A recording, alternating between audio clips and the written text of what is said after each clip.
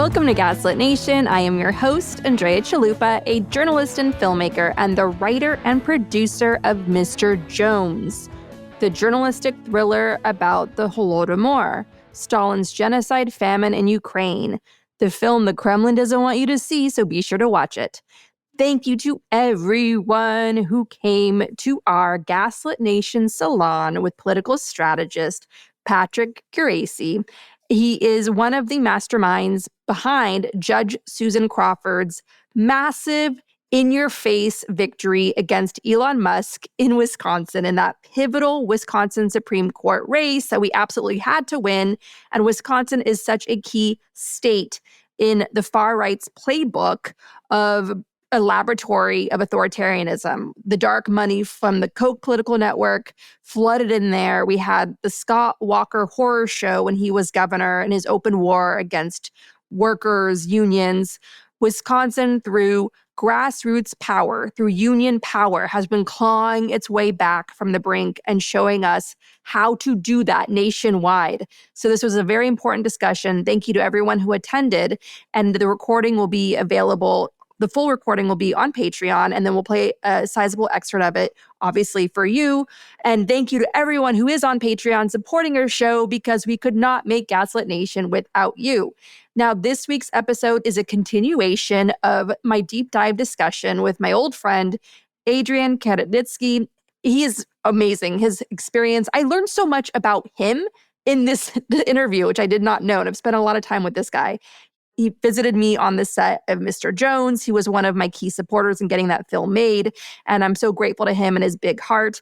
He is the author of the critically acclaimed book, Battleground Ukraine, which chronicles Ukraine's struggle for independence from the fall of the Soviet Union to Russia's genocidal invasion today. Adrien is a senior fellow at the Atlantic Council, co-director of the Ukrainian Jewish Encounter, which was a wonderful scholarship group that studies the long history of Jews in Ukraine. And they produced a beautiful, powerful book on that history going back centuries. And he is the former president of Freedom House. Adrien also worked with civil rights legend Bayard Rustin and for the AFL-CIO, the largest federation of unions in America.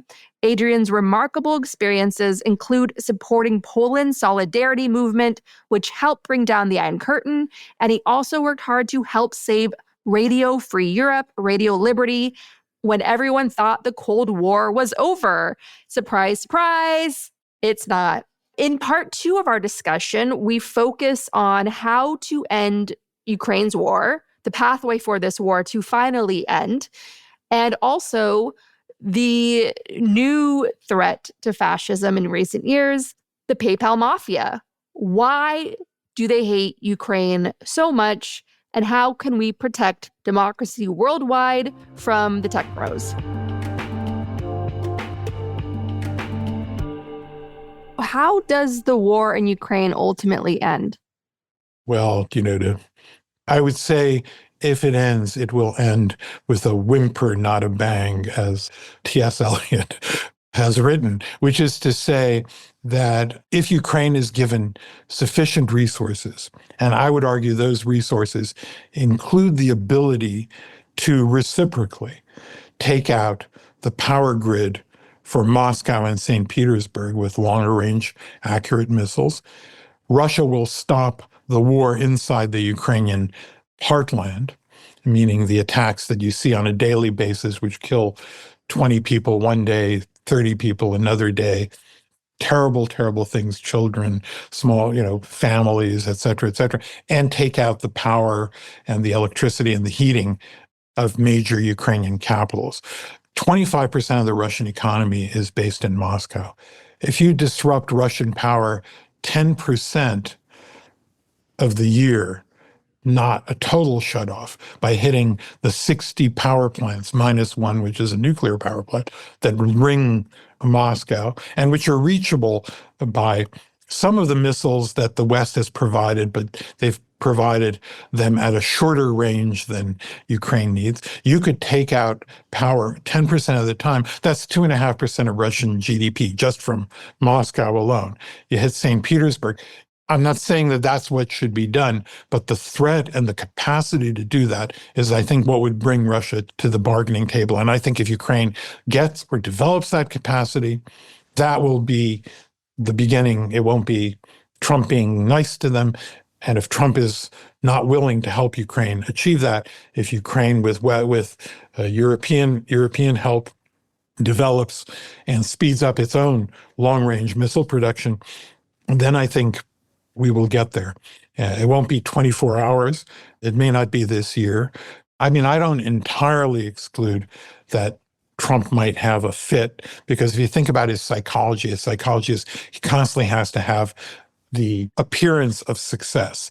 This is constant tension and then constant bragging about whatever he does, even if it's destroying radio broadcasting and efforts to help freedom movements around the world.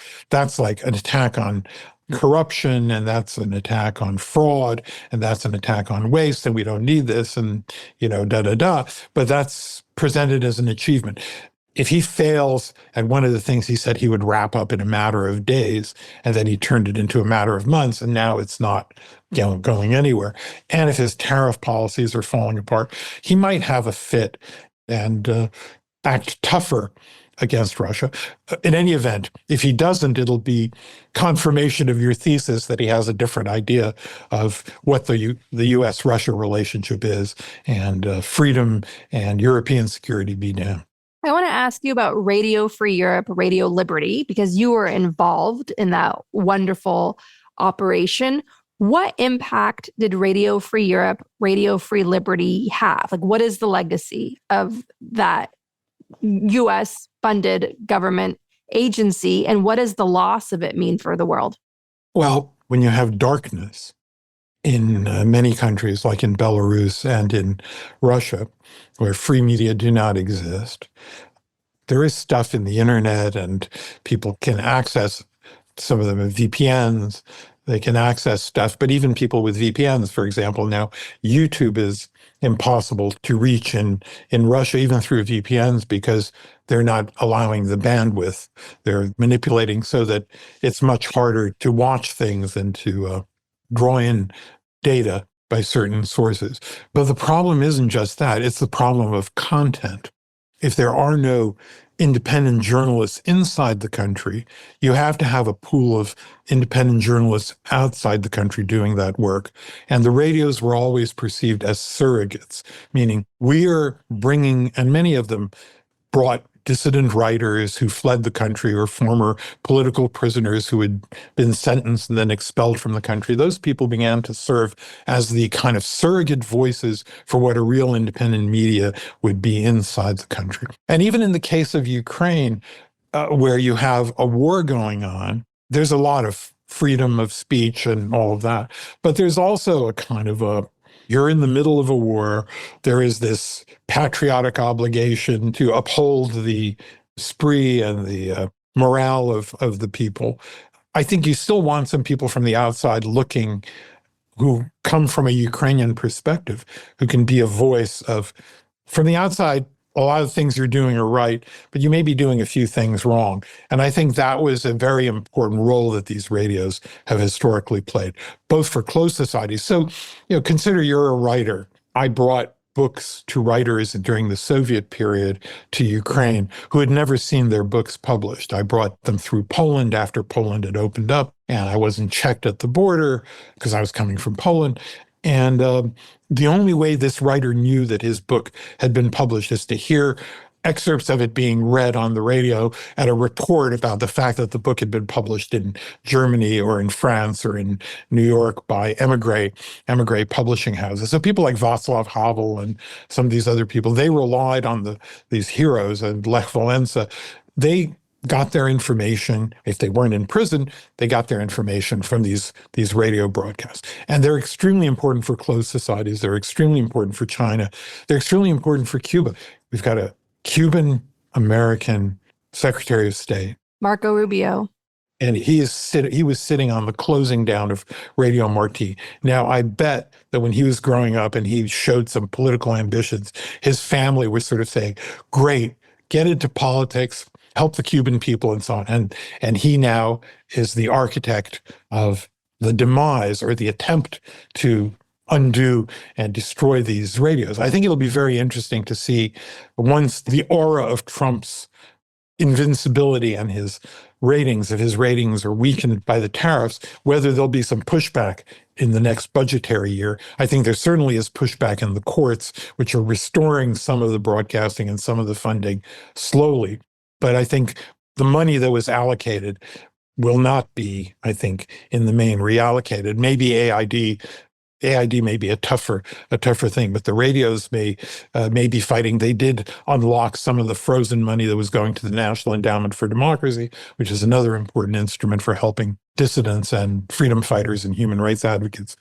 Is it right to take a look at the radios? Should we be broadcasting everywhere? Do we want to reduce our budgets? That's in the realm of debate. And though I would favor maximum investment in these, because this is a matter of $1 billion to $2 billion of assistance for radio broadcasting and video and audio content that makes its way through various forms on the internet. The US had 350,000 troops in Europe during the Cold War.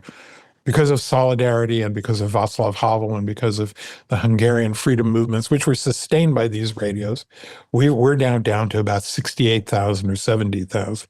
Imagine the costs of keeping 280,000 American soldiers on European soil, the massive infrastructure, their families, the size of the military bases, the scale of, and the steep decline. Even with the Iraqi war and the Afghanistan war, which were hugely expensive, the US was spending far less than at the peak of the Cold War because of the Soviet military threat. So there was a huge bonus. This $1 billion spent was monetized into hundreds of billions in reduced defense spending if these countries had not become our allies whom we are now alienating. And what was your involvement specifically? Because you were president of Freedom House, and then you were involved in fighting for the survival of these radio networks. Well, I was fighting for them not as president of Freedom House. I was an assistant to the president of the AFL-CIO, which was a trade union movement. The president's wife was a refugee of both communist Czech prison camps and of Auschwitz. She was a very young Jewish survivor. He was an anti-communist and also a kind of a anti-free trade guy. So he wasn't all in on NAFTA, but he was deeply involved in these issues. And through them, I was involved in supporting the Solidarity movement throughout the 1980s. Yeah, and the Solidarity movement was the democratic uprising in Poland, which eventually won victory in Poland's first democratically free election. It was a workers' movement. It was astonishingly a workers' movement and led by workers, and I would say the technical workers and skilled workers. Much of the leadership came from the working class. There were a lot of intellectuals involved, but it was a lot of working class leadership in the structures. So Solidarity had a lot to do with the collapse of the Soviet Union.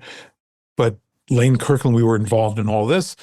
And then came the end of the Cold War, the collapse, the temporary end to the Cold War, and the emergence of these. And then there was a discussion.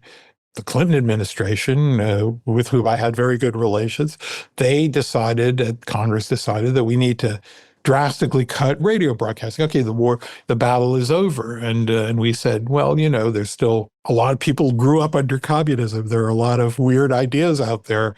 We need to help keep the democratic dialogue going. This should continue until we see a period of stability and so on and so forth before they kind of graduate away from Radio Free Europe, Radio Liberty. And then we quickly saw reversion and dictatorships emerging in Central Asia, Russia moving in an authoritarian direction with Putin. We saw Belarus moving in an authoritarian direction, Ukraine kind of wobbling between democracy and, if not for the street protests and mass civic engagement, could have gone the other way. But we lobbied a kind of a solution because of the Czech connections that Lane Kirkland had. He worked out with Václav Havel that if we moved the radios from Munich, where the dollar was very weak, as it's becoming again under President Trump, weakening against the euro, it was very weak against then the Deutschmark, and it was hugely expensive to keep the radios in Munich. The Czechs and the Slovaks were separating, and there was a palace there was both a parliament for the Czechs, there was a parliament for the Slovaks, and there was a parliament for Czechoslovakia, which was slowly disappearing from existence. So Havel said, we got this big building, it's got all these offices for parliamentarians that no longer exist. You can get it for $1 a year, and then it's a lot cheaper living costs and so on.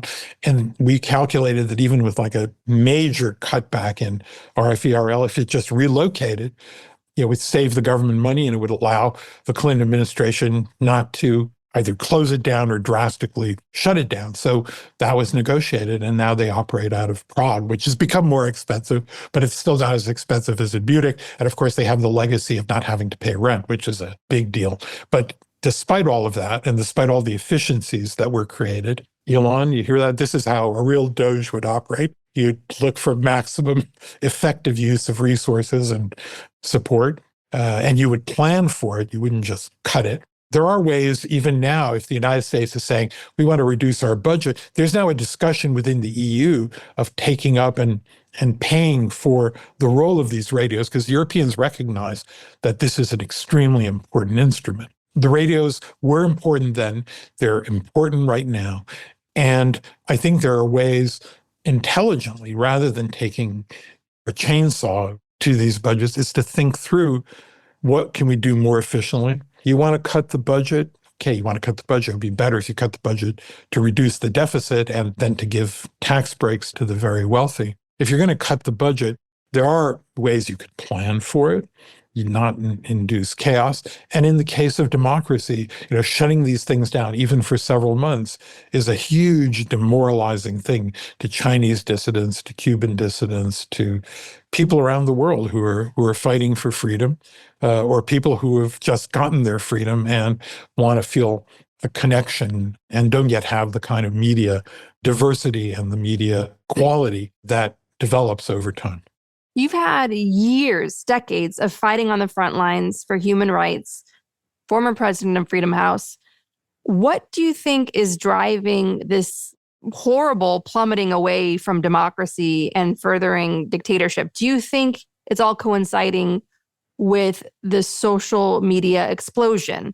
Twitter launches, activists use it for fighting for freedom, fighting to get an independent voice out in the world, the Arab Spring, Me Too, all that stuff. But then dictators also learn how to create these bot farms and so on. And now Elon Musk comes along, buys our town square of Twitter and turns it to the largest disinformation platform for Russian, Chinese disinformation in the world. So what do you account for this sliding away from freedom towards dictatorship? So I think there are several tendencies in the Trump electorate. I think there are like normal people who voted for Trump, or maybe for reasons where they were caught up in the demagogy about immigration. I mean, I think there's a real legitimate case to be made that there was a lot of unregulated movement of populations across our borders, and that needed to be fixed. It was fixed for a while. Then the Republicans didn't want to vote for legislation that would have solved much of that problem. There's a kind of an electorate that I would say is within the normal spectrum of conservatism, the right. Then there is the MAGA isolationism plus a belief in a kind of a populist, powerful single leader who will just plow forward and do things unchecked. And then I think there's something deeper. There's a group among these tech bros. There was a book published in the late 90s by two British writers called The Sovereign Individual, which basically says there are two polarities in the world. There's the world of crypto and encryption, and then there's the world of AI. The world of AI creates huge possibilities, but it also allows dictatorships and the planned economy for taking over. The dictators will not make arbitrary decisions through a central committee, but will defer to the wisdom of the great all-powerful Oz in some set of chips to resolve how we allocate resources and what we do and how we plan. On the other hand, for those of us who believe in freedom, there's this other thing. There's crypto where we can live on our own, we can separate out. But both of these are going to erode the nation state because they will make money transferable and decisions will be taken by other factors than the public will. And then we have this ability to shield our resources through crypto and the secrecy with which we can operate. So we can become sovereign from the state. So it'll undermine the nation state and it'll undermine democracy. Why do we undermine democracy? Because democracy undermines the speed at which technology moves. And technology, as Peter Thiel and other of these tech guys have said, it has slowed down. There was a big spurt around the internet, and then it kind of slowed down. And now we've got this potential with AI, and maybe we can speed it up again. But to speed it up, we need to have the smart people in the world, the sovereign people in the world who can manage their own affairs, to be given as much freedom as possible. And we need powerful leader to unchain us. And I think they saw in Donald Trump this kind of an instrument that would help unchain them and move to, we're going to go to Mars, we're going to have robots in every house. It's going to be this AI world of self-driving cars. And then we don't have to listen to the average person. We'll just create some wealth for them. Let us big boys, let us rich boys, let us smart boys create prosperity in the world, figure out how to allocate it, keep the other people happy enough by giving them something. Don't get in our way, and don't allow people democratically to adjudicate this, because democracy is going to slow things down. And I think they've become attracted to this more authoritarian vision. But now we see that if the authoritarian vision, or even if you don't call it authoritarian, the unchecked executive, so to speak. And that's one of the ideas that they play about with. And people like Curtis Yarvin, who's a tech guy who's become a kind of a philosopher of this, that we need a very powerful executive without the meddling of a legislator. It should have the same power as a CEO of a company. And every few years, the board of directors decides to renew his contract or to kick him out. But the problem is if the CEO makes a mistake, and a very big mistake, because the CEO of the United States is much more powerful than the CEO of a company. He has no other competitors within its geography. And the only competitor is public opinion and the media and Congress and legislator and local government to kind of stop him from doing the wrong thing. So now we see this guy going on this tear with tariffs, which they don't like. And I think now they're beginning to, and I'm not saying the philosophers are doing this, but I think the tech bros are beginning to have, the seeds of doubt about their model. Maybe it wasn't such a great idea, because you've got guys like Peter Navarro who were given the task of writing trade policy. That's not quite what they were counting on. They were happy when they were dismantling government, but now when government is doing terrible things to their own companies, to their own future, and also to the pace of technological change, because technological change will move more quickly if people cooperate across borders, because not all the smart people will come to the United States. Some people actually love their countries. They love to live in the places where they live, and they can remotely do things. But if you create barriers between them, trade barriers and cost barriers. And visa, immigration barriers, and you terrorize foreign students. Exactly. And if you terrorize leading education institutions, if you blackmail them, and not only that, we're at risk here in the US of having our own brain drain. You have Tim Snyder, Marcy Shore, Jason Stanley already moving abroad. Well, the bigger brain drain, as far as these guys, they could care less about the humanities or political science. But what they will care about is if you're cutting off $400 million to Columbia University, you're not just cutting it off to the English studies faculty or the sociology faculty or to the little enclaves of, the Middle East Institute where there may be some what they would call anti-Semitic scholars or whatever. You're not attacking that. You're attacking engineering. You're attacking robotics. You're attacking medicine. You're undermining. So what will happen with those guys? You will have the next brain drain will not just be the humanities people who first felt the pressure. It'll be the ancillary effect of this, that my, National Science Foundation grant is no longer there. Canada's offering me something, or France is offering me something, or God forbid, China is offering me something. I'm going to go there. And then how many people who were expelled from universities may turn out to be leading scientists in the future that could help the United States with some discoveries here or some technological innovations. And the irony is that with all this anti-immigrant stuff, Elon Musk is an immigrant, Peter Thiel is an immigrant. They're all immigrants who found a productive place in which they could emerge. And as you may know, there's a Ukrainian connection to the tech bros because the fortunes that they created from the nest egg that emerged from a Ukrainian Jewish immigrant, Max Levchin, and WhatsApp. Max Levchin, who came to the United States at age 15, 16, was in an elite mathematics institute in a high school in Kyiv, came to Indiana, to Illinois, went to the University of Illinois, developed the cryptography or the whatever it is of PayPal and the PayPal mafia, not the WhatsApp mafia.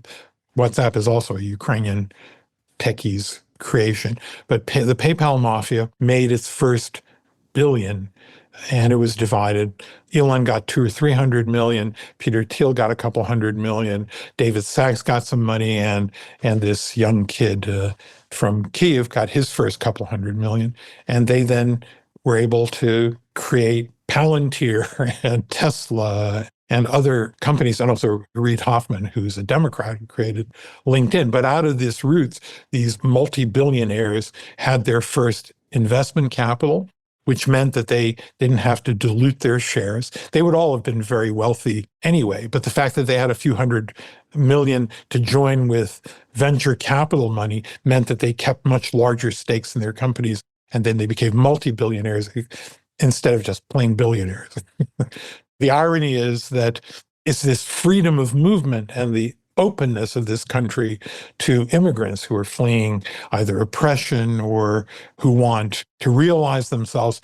You close off your society to those kinds of people. That's what you get when you buy into the Trump AFD immigration policies. You, by chance, met Curtis Yarvin. Curtis Yarvin is the philosopher king of this whole Silicon Valley movement. He has written blog posts about how we need a king, that the president should defy the courts. And he has a following of Peter Thiel and others. What was your impression of meeting Curtis Yarvin? What do you think is driving him? What do you think he ultimately wants? Well, I do think he is a kind of a provocateur by, he's trying to normalize a powerful executive. And the way you normalize a powerful executive is to push the edges of what is being discussed. So if you're discussing like absolute power and then you get FDR plus, you've already achieved what you want. But I think that I can't believe that there isn't some skepticism now about, I'm not talking about him, because I think he's more philosophically wedded to this. He doesn't believe in democracy. He believes it retards progress and it's the least common denominator and compromises, and we need to move. I still think the tech bros believe in that. But I think that the problem is that I don't think they got the philosopher king, so to speak. They didn't get the right king. And I think they're beginning to now maybe think a little bit about whether, that I think is the fundamental flaw. If you don't get the right king, it's not like a corporation. The head of a corporation doesn't have an intelligence service. He doesn't have the police and the military. It's just a board of directors. They can't be intimidated. They vote him out. He's not producing. They put in a new CEO because he was using also the model, not just of a king, but of a CEO. But a CEO with those kinds of powers, including investigative powers over members of the board of directors and the ability to launch criminal cases against them, I think there would be a problem with that CEO model working if every corporate leader had that kind of authority behind him. So my sense is, I haven't seen it yet, but I think the first sign of it is this dispute over trade policy and Elon Musk's clear dissension from this war against everybody and his desire.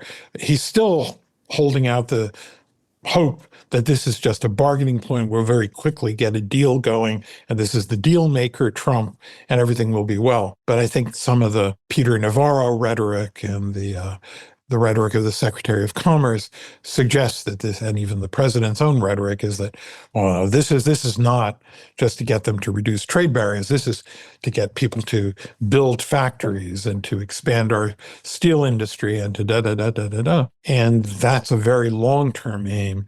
If you're not going to bargain for 3-4 years, you're going to have a recession. You might have stagflation. You're definitely going to have a slowdown in AI progress. And that means China, which is ahead in robotics, but behind in AI, is probably going to end up unchained, moving forward much more than the United States. So I have a feeling, I think we're going to see it. And remember, Peter Thiel actually stayed out of this last election. He supported Trump in, I think, 2016 and maybe even in 2020. This election, he was more interested in just the battle of ideas. Well, he got J.D. Vance in there. Well, yeah, he's playing the long game. You're exactly right. Well, Palantir is expanding into the U.S. government. It first entered in through Trump's first term. The DOJ became dependent on Palantir, which maps people. Palantir, I think, there are also nuanced differences. So Alex Karp, who is a very wealthy man and the CEO and also a multi-billionaire, he doesn't have as big a piece as Peter Thiel, but he's delivering for them. I think he has a slightly more, he believes in the free world. He believes in not just freedom of expression for extremist views. I think he's been mugged a little bit by the anti-Israel protests, and he's moved a bit to the right, but they're not all the same, is what I'm saying. And by the way, Palantir has been extremely important to the Ukrainian defense complex. Really? How so? Well, they've been providing Ukraine, they've been training their technology on the Ukrainian battlefield. They reached out to the Ukrainian military leadership within a month of the beginning of the war. They offered them tens of billions of dollars of free software for the first 2 years of the war, renewing it. And they were extremely important. They were mainly operating, as far as I know, through their European, German-based European representatives. But I know that Palantir is all over the war, despite the fact that David Sachs, who's a minority owner, is very anti-Ukrainian. And they're all in with Trump. For them, the opportunity to build, and I think they see Ukraine, at least Alex Karp sees Ukraine as a struggle between evil, free society, more free society and a closed society. So not all of them have that kind of view. And I don't think Peter Thiel has any sympathy for the Vladimir Putin version of the world. They may be hostile to democracy, but they want to be titans or demigods operating freely. And I think they understand that in Russia, their equivalent demigods are completely under the thumb of Putin. That model is not one to their liking. They'd rather be calling the shots with the government than the government calling the shots with them. Yeah, so Alex Karp, CEO of Palantir, why is Silicon Valley then, a lot of these tech bros, Elon Musk, his buddy David Sachs, both in the White House with official positions, and then Peter Thiel, J.D. Vance, certainly. Yep. Zelensky said to him, like, please come to Ukraine. And J.D. Vance is like, I don't want to go on your propaganda tour. Like, can you be a bigger asshole than J.D. Vance? Why do you think this cabal of Silicon Valley tech bros, J.D. Vance being a creation of them, he owes his political career to Peter Thiel. Why are they anti-Ukraine? They make it their public persona to be anti-Ukraine. I think it's because of the Ukrainian desire to be part of the European Union. And the Ukrainian desire to be part of the European Union is a matter of security. It's a matter of economic necessity. If you've got Russia as your only other neighbor, you need to be part of something more secure and much more prosperous and so on. And I think they don't like Europe's wokeness. They don't like US wokeness. They don't like, I think they, oddly enough, they believe in European civilization, but they believe in European civilization as defined like in the 16th century or the 13th century, not the new Europe, which is much more multi-ethnic, multicultural. With fiefdoms, with CEO fiefdoms. Well, but they do also believe in fiefdoms in the traditional European sense, because they want in essence, they want a weak state. But to get there, they want a strong state. What they don't realize is if you create a strong state, states don't like to go out of business. The people who have all the power will not. They want to use Trump as an instrument to create their model of the world. But that model of the world, Trump's not going to go away. The little city states and little enclaves, they love places like Dubai. They love places like these little experiments of free trade zones. And they love Singapore. They loved Hong Kong. But then a big country came and told Hong Kong, you can no longer be the Hong Kong where you have maximum personal freedom for wealthy and creative people. So I think they need a rethink. We haven't seen it yet, but I think they need a rethink. And I think there are people who have examined their Quinn Slobodian and professor at Wellesley, Canadian of, I guess, Ukrainian extraction.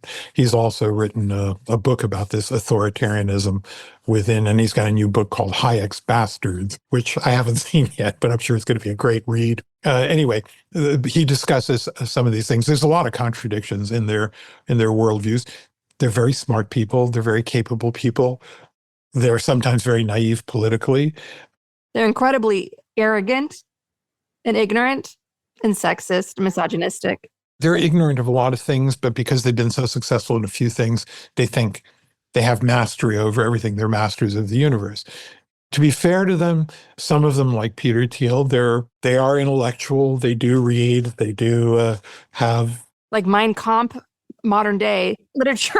I wouldn't go that far, but I think they also, a lot of what I find in that world is they do believe in this kind of deep state conspiracy stuff, whereas what they call the deep state, we would call the rule of law, the functioning of institutions, the defense of established ways of doing things. And of course, they're revolutionaries, so they consider, what we would call stability, they consider to be the deep state. Revolutionaries in the Bolshevik sense. It's like if the Bolsheviks had billions of dollars. French Revolution, Bolshevik Revolution, they're revolutionaries. And both revolutions produced oligarchy. Yeah. When the French had their revolution and beheaded a bunch of people. They got what Curtis Yarvin wanted. They got what Curtis Yarvin wanted. I mean, Napoleon came along, ruled like a king, and Napoleon and Josephine spent far more money than the king and queen of France that were beheaded. Exactly. That's a very interesting parallel, because I do think, we got to watch out where politics will go in the next few weeks, the next few months, and what happens on this trade stuff. If Trump recedes, then I think he will save himself for at least for another battle. If he stays, I think we're going to be in for like a Thermidor. We're going to see a much quicker end to this revolution.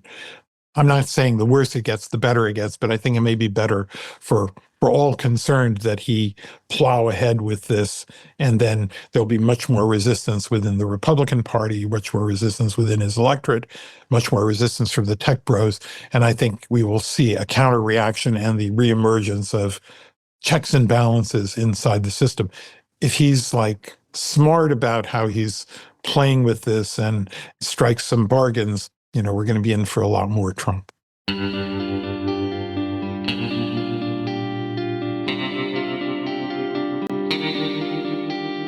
Want to join the conversation? Shape the show by becoming a member of Gaslit Nation on Patreon. Join our community of listeners for exclusive Q&A sessions, bonus shows, get all episodes ad-free, invites to live events, and more. Most importantly, connect with other listeners in our group chat and committees, planting seeds of change. Sign up at patreon.com/gaslit. Gaslit Nation hosts Resilience Political Salons every Monday at 4 p.m. Eastern. Can't make it live? Recordings are available to our community on Patreon. Salons are your space to vent, ask questions, and connect with other listeners who also really hate Nazis. To help Ukraine with urgently needed humanitarian aid, join me in donating to Razum for Ukraine at razumforukraine.org. To help refugees in conflict zones, donate to Doctors Without Borders at doctorswithoutborders.org. And if you want to help critically endangered orangutans already under pressure from the palm oil industry, donate to the Orangutan Project at theorangutanproject.org. Gaslit Nation is produced by Andrea Chalupa. Our editing wizard is Nicholas Torres, and our associate producer is Carlin Daigle. If you like what we do, leave us a review on iTunes. It helps us reach more listeners. And check out our Patreon. It keeps us going. Original music in Gaslit Nation is produced by David Whitehead, Martin Vissenberg, Nick Farr, Damian Arriaga, and Carlin Daigle. Our logo design was donated to us by Hamish Smythe of the New York-based firm Order. Thank you so much, Hamish. Gaslit Nation would like to thank our supporters at the producer level on Patreon and higher. Todd, Dan, Milo, and Cubby, Abby Zavos, TBL 92666, because we are defeating the Antichrist. Lily Wachowski, Ice Bear is Defiant, Sherry Escobar, Sydney Davies, Work for Better, Prep for Trouble, John Schoenthaler, Ellen McGirt, Larry Gasson, Ann Bertino, David East, Mark, Sean Berg, Kristen Custer, Kevin Gannon, Sandra Collins, Katie Masuris, James D. Leonard, Leo Chalupa, Carol Golstad, Marcus J. Trent, Joe Darcy, D.L. Singfield, Nicole Spear, Abby Rode, Jans Alstrup Rasmussen, Sarah Gray, Diana Gallagher, Leah Campbell, Jared Lombardo, and Tanya Chalupa. Thank you all so much for your support of the show. We could not make Gaslit Nation without you.